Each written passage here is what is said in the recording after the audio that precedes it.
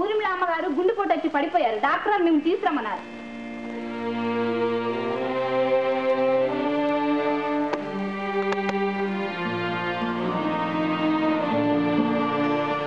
Doctor గారు, ఎలా ఉంది పరిస్థితి?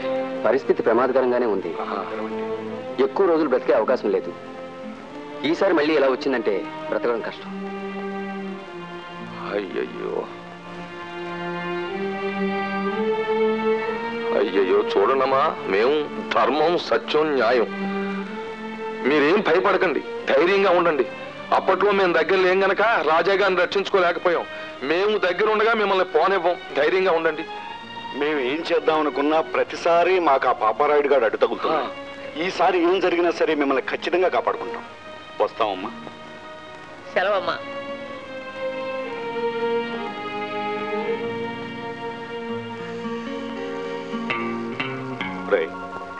ఏమీ సందేహం లేదు, ఇది టపాకాయలాగా ఎగిరిపోయే కేసే.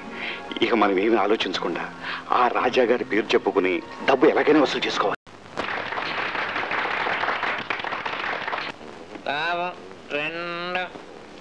నిలబడ్డారు. ఎంత వచ్చిందో మీరు లెక్క చెప్తాం కానీ పదండి. ఏమిటో బయట పెట్టి దొంగ పెడతావా? అయితే మటుకు దొంగతనంగా జేబులో పెడతావా? సరిగా లెక్క.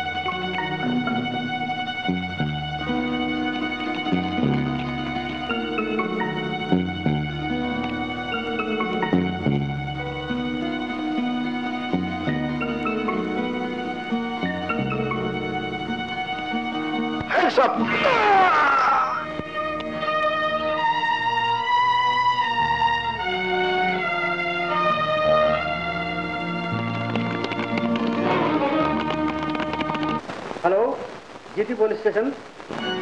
ఇన్స్పెక్టర్ గారికి దెబ్బలు తగిలాయట. ఎక్కడున్నారు?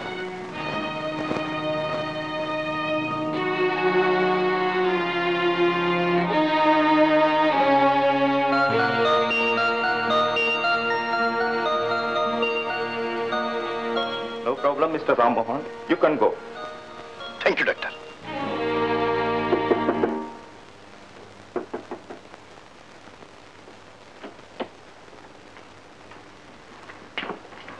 ఏమైంది బాబు?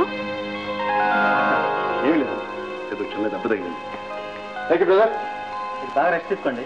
Okay, nice of you. ఏం జరిగింది? ఏం లేదమ్మా, ఈ రోజు రాజా గారి పేరు మీద నిధి వసూలు చేశారు. ఎవరు? ఇంకెవరు? ఆ పాపారాయుడి.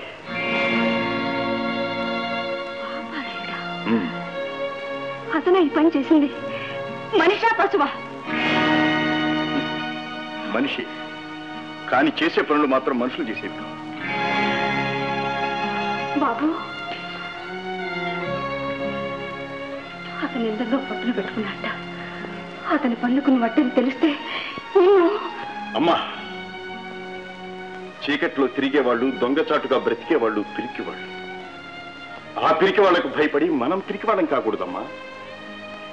దేశానికి సర్వం త్యాగం చేసిన ఆ విజయరాఘవరాజు గారిని హత్య చేసిన వాడు ఎన్ని దుర్మార్గాలైనా చేస్తాడు. కానీ వాడి పాపం పండే నా కంటపడ్డాడు. ఇక వాడిని పట్టి ఊరి తీయించే వరకు నేను నిద్రపో. బాబా, ఇన్నాళ్ళు నా సీత ఎక్కడుందో ఏమైపోయిందో తెలియని స్థితిలో ఉన్నాను. తీరా నా భార్య బిడ్డను చూచిన తర్వాత ఆ ఆనందం ఒక్క క్షణం కూడా మిగలకుండా పోయింది. వాళ్ళ మాటల్లో నన్నెంత అసహించుకుంటున్నారో తెలిసిన తర్వాత వాళ్లకు నా ముఖం చూపించలేకపోయాను బాబా. ఆ దుర్మార్గుడు ముగ్గురే నా జీవితాన్నే కాదు, నా భార్య బిడ్డల్ని కూడా నా నుంచి దూరం చేశారు. ఈ సత్యాన్ని ఎలా చెప్పాలి బాబా? ఎలా చెప్పాలి?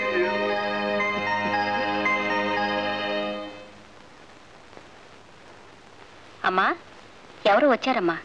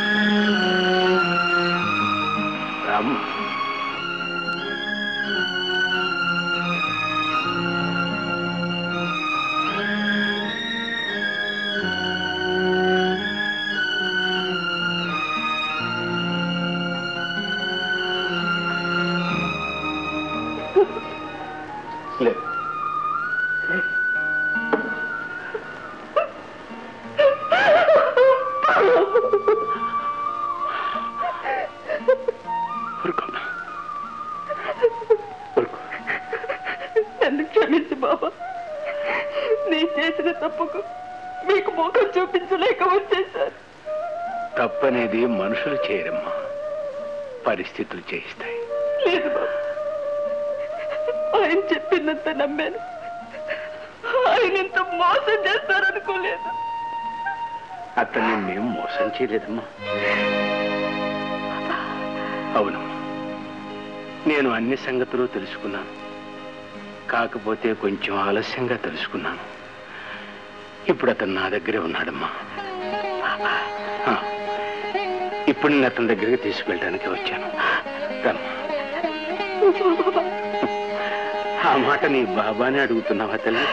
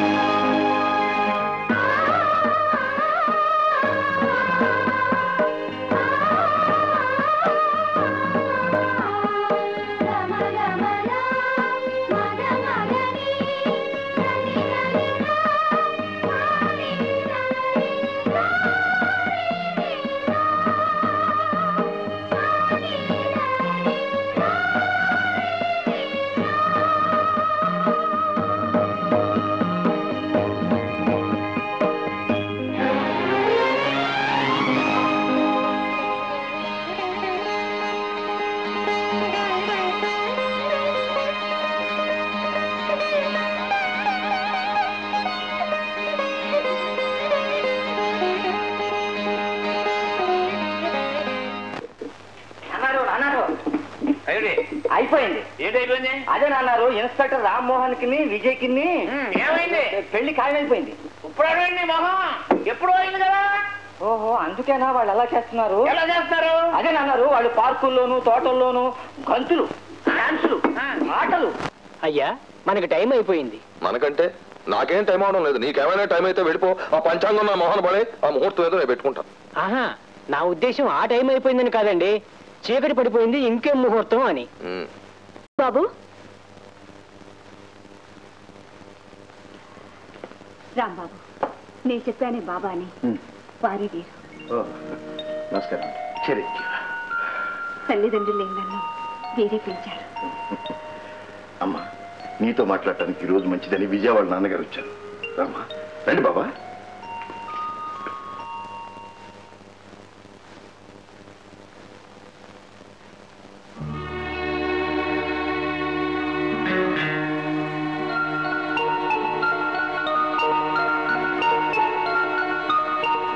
మీ పేరు ధర్మరాజు కదూ? మిమ్మల్ని ఎక్కడో చూశాననుకుంటాను.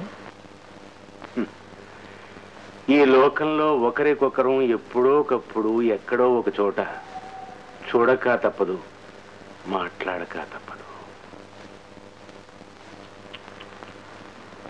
చూడమ్మా, ఈ రోజులు ముహూర్తానికి అంత మంచివి కావు. మంచి ముహూర్తం నేను చూసి నిర్ణయిస్తాను. అంతవరకు కాస్త ఆగమని చెప్పమ్మా. అలాగే ఆగుతామండి, దానికి తొందర ఏముంది? ఇందులో హార్ట్ ఫెయిల్ అయిపోయే విషయం ఏమీ లేదు. ఆగుదాం. పంతులు పద, చీకటడిపోయిందని ఇందాకే అన్నాం.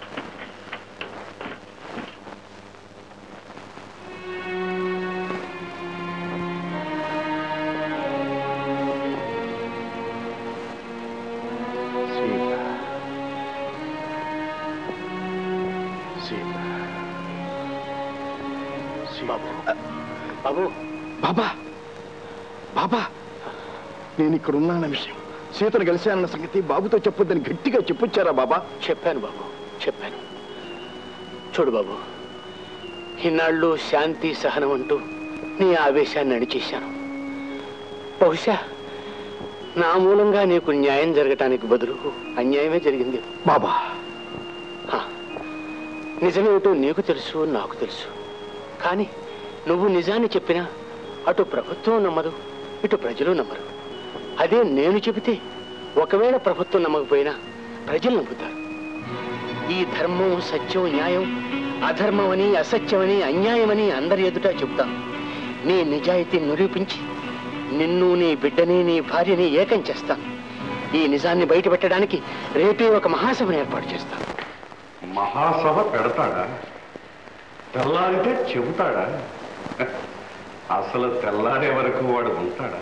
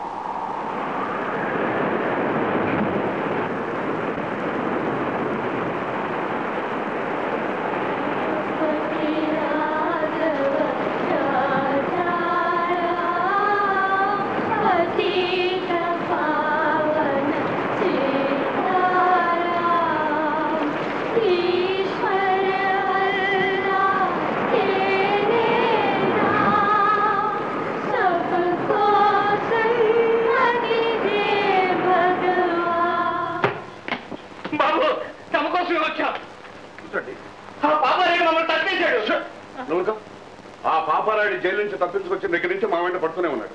ఈ విషయం మీకు చాలాసార్లు మనవి చేశాం. అతని గురించి మీరు ఏం పట్టించుకుంటున్నారు? మేము పట్టించుకోవట్లేదని మీకెలా తెలుసు? ప్రయత్నిస్తూనే ఉన్నాం. ఇలా ప్రయత్నిస్తూనే ఉండండి. రోజుకు ఒక మహాత్ముడు పోతూనే ఉంటాడు. ఇవాళ ఒక మహాత్ముడు పోయాడు. బాబాను చంపేశారండి. బాబా చెప్పాడా? బాబా రేపే సభ ఏర్పాటు చేసి నిజం బయట పెడతానన్నా. వాళ్ళ నిజం బయటపడకూడదని వాళ్ళే నిన్ను పైకి పంపారు. ఇన్నాళ్ళు వాళ్ళని చంపకుండా నువ్వే ఆపావు. ఇక నన్నెవరూ ఆపలేరు.